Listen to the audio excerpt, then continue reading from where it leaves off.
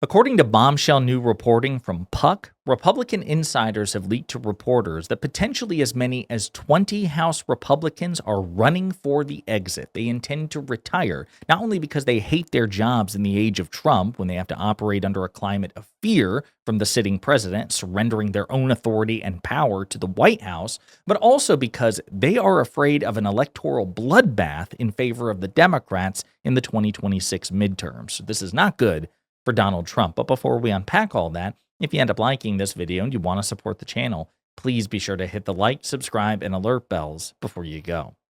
All right, friends, this is a big deal.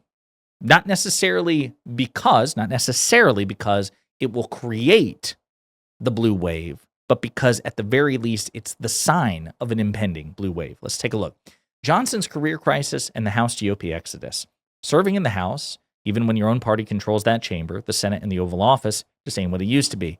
The 119th Congress has been divided and demoralized and is on track to be the least productive in recent memory, which, by the way, you may recall from last year, that's what we said about the 118th Congress under Mike Johnson. When President Biden was in office and yet Republicans had control in 2023, it was the least productive iteration of Congress at that point. This one's on track to even be less productive than that, and they control both the House, the Senate, and the White House, and the Supreme Court. So they have no excuse. Let's continue. Now, frustrated GOP members are running for the exits before things get worse.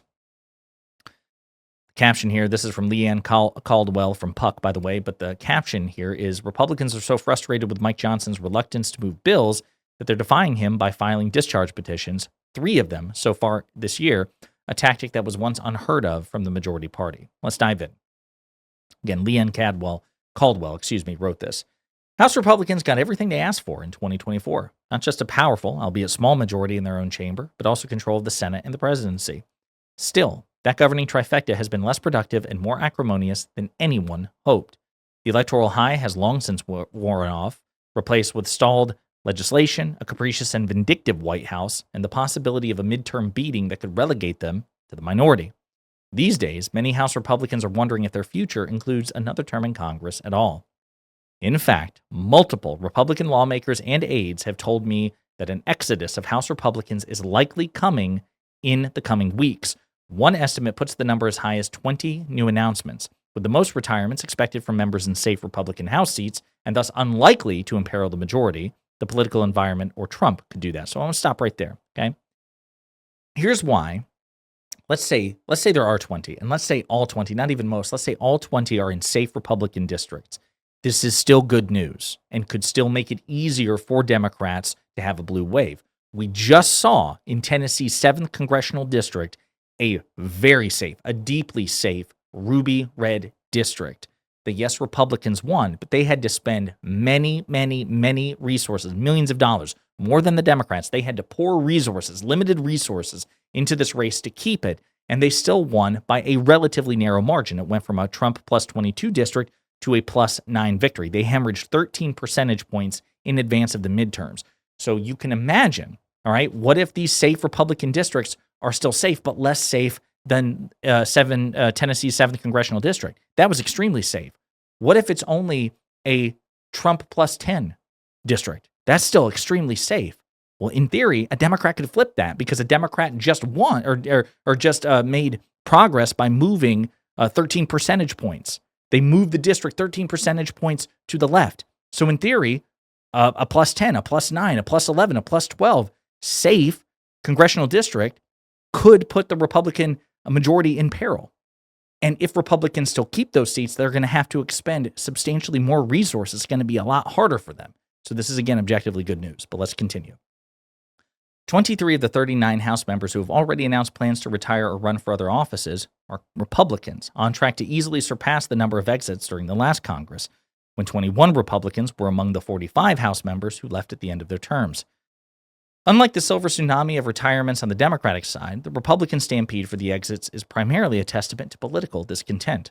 Most of the Democrats retiring are octogenarians who have served at least 2 decades, including Jan Schakowsky, Danny Davis, Jerry Nadler, Bonnie Watson-Coleman, Dwight Evans, Nydia Velasquez, and former Speaker Nancy Pelosi. But many of the retiring Republicans have not served that long, and they aren't ready for Brandywine or Greengrove. Among those who have already announced they won't seek another term, Representative Jody Arrington, chair of the Budget Committee, is 53 and has served almost 10 years. Troy Nehls is 57 and was first elected in 2020. By the way, that guy is a lunatic. Troy Nehls, he's the one always smoking the cigar. He was the one who said, I'm not going to vote for the Epstein files release. And then Trump says, yeah, go ahead and vote for the Epstein files release. And then Troy Nehls was like, I'm definitely voting for the Epstein files release. It's the right thing to do. All of this in 24 hours. Pathetic loser. And Representative Morgan Luttrell just turned 50 and is only in his second term. Following the passage of the One Big Beautiful Bill, the GOP has been aimless and lacking an agenda. They're fighting over health care. They can't agree on an affordability message, let alone an affordability plan, and many feel an increased, if familiar, lack of respect from the White House, because the White House doesn't respect. Trump says, you're a cult of personality who does what I say. We don't have three coordinate branches. You're my bitch, and you will do what you're told. No wonder they feel this disrespect. Now, the thing is, if they had any testicular fortitude or any courage of their convictions whatsoever, they would stand up and say, actually, no, Mr. President, when Congress is at its peak, we are infinitely more powerful than the president. We are the number one dominant branch, and we're going to put you in your place. But of course, they won't do that because they're afraid. Mike Johnson isn't helping as he hands congressional power to Trump and makes the Article I branch of government ever more irrelevant, a concession that has apparently dawned on many only recently. Meanwhile, legislative productivity continues to decline, and it already hit a record low last Congress, as we talked about, when just 274 bills were signed into law, the lowest number since GovTrack started keeping tabs in 1973. But this Congress is on course to be even less productive still, having only so far gotten 46 bills signed into law. So again, I want to be very clear. This is an indictment. I have to be so clear about this. I'm trying to be as objective as possible, but this is going to sound very harsh and partisan. It's just, unfortunately, reality is this way. Republican politicians can be very smart, and Republican politicians have a lot of talent. They're very good at media. They're very good at messaging. They're very good at taking power and waging culture war issues. It's just objectively true. I want to give them their due here. They have cunning and talent in that respect, and Democrats are no match for them there. When it comes to governing, when it comes to administrating, when it comes to actually doing the work of government, the Republican Party, I cannot stress this enough, objectively sucks, period. Even if you agree with their principle, even if you agree with their legislative priorities to the extent that they have any, they actually suck at getting it done. They were more productive with a Democrat whom they hated, Joe Biden, in the White House. They were more productive with a Senate that was controlled by Democrats than they were controlling. Just imagine how incompetent and dysfunctional you have to have all the levers of power in your hands. You have them all. And to be so terrible and so stupid at governing that you're even less productive than before. I want to be clear. It's not 50-50. The Democratic Party on its worst day is infinitely superior to the Republican Party on its best day when it comes to actually getting shit passed. Period. Even if you disagree with what Democrats do and you love what Republicans do, one party is actually better at governing and getting stuff done, the Democrats, and the other party is objectively inferior. Let's continue. Republicans are so frustrated with Johnson's reluctance to move bills that they're defying him by filing discharge petitions. 3 of them so far this year, a tactic that was once unheard of from the majority party. Most recently, Representative Anna Paulina Luna of Florida filed the discharge petition to ban congressional stock trading. Quote, the reason I forced it is because they wouldn't even allow us to go and debate this in committee, she told me. Quote, members actually wanted to engage in the conversation. They actually prevented us, her party, her team. Vocal South Carolina Representative Nancy Mace, who was leaving Congress to run for governor, told me, quote, I'm tired of signing discharge petitions to get our agenda passed. At the same time, the less flashy members are fed up with the so-called exotics, far-right members who demand the most attention and acquiescence from leadership and use outrage bait to fuel fundraising. One House Republican told me this week that they would retire if they weren't on the Appropriations Committee. Serving on that committee, even with a broken appropriations process, is the only way to perform some semblance of lawmaking. And even as some House seats have become less desirable, they've also become harder and more expensive to keep. Again, getting back to what I'm talking about. Very expensive and very difficult. Races in swing districts now cost tens of millions of dollars every 2 years, and many safe district members also have to raise millions to prevent primary challengers, which requires members to spend hours a day calling donors and attending fundraisers. It's a, quote, grueling job, one House Republican told me, explaining his colleague's rationale for retiring. Then there's the pessimism factor.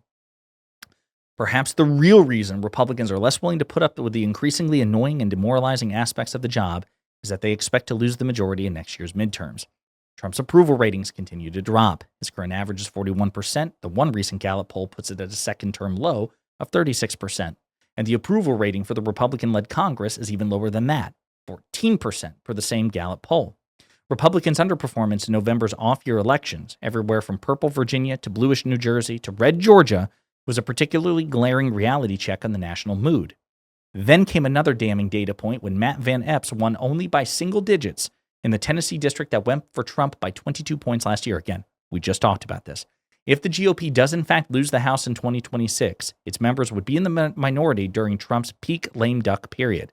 That would entail even less enviable job, defending Trump from Democratic investigations and, according to Republicans and a few Democrats, potential impeachment. Oh, fingers crossed. Guys, I cannot stress this enough. Please encourage Democrats to understand, hey, Democrats, you want my vote? You better plan to be ruthlessly vicious politically to Trump and the Republicans if and when you get the majority. Public, vicious, relentless investigations with the goal of humiliating and crushing the Republican Party politically. That should be your goal, because you won't have unified government, which means you won't be able to pass laws because Trump's going to veto them. The Republican Senate majority, which is still likely to prevail, it's getting better, the notion that Democrats might win the Senate majority, but it's still unlikely. So we're more likely to win the House, less likely, but still possible to win the Senate. But either way, even if we get both, Trump will still be president. We won't have a veto-proof supermajority. So the mission should be, we're going to do to Trump what Republicans tried to do to President Biden and President Obama. We're going to take a page out of the Republican playbook. That's what I hope Democrats are thinking of. No behind-the-scenes shit. No like, we'll just be super nice. No. We're going to be public and vicious and relentless about it. And it's going to be a brutal, politically brutal 2 years. But let's continue. Given the discontent, Republican leadership is trying to keep retirement numbers down by constantly, if subtly, checking in with members, particularly those in swing districts, according to a senior leadership aide. They've kept a close watch, for instance, on Mike Lawler and Zach Nunn, especially when the two were mulling runs for governor, since both hold seats that Republicans could easily lose without strong incumbents. They both ultimately decided against gubernatorial bids. And I will tell you, it's foolish, in my opinion, for Lawler to do that, because if the Republicans are going to have any chance of beating Kathy Hochul, they can't do it with Lee Stefanik. You're going to need a much more moderate Republican to win New York, which still would be an uphill battle, than a far-right lunatic like Stefanik.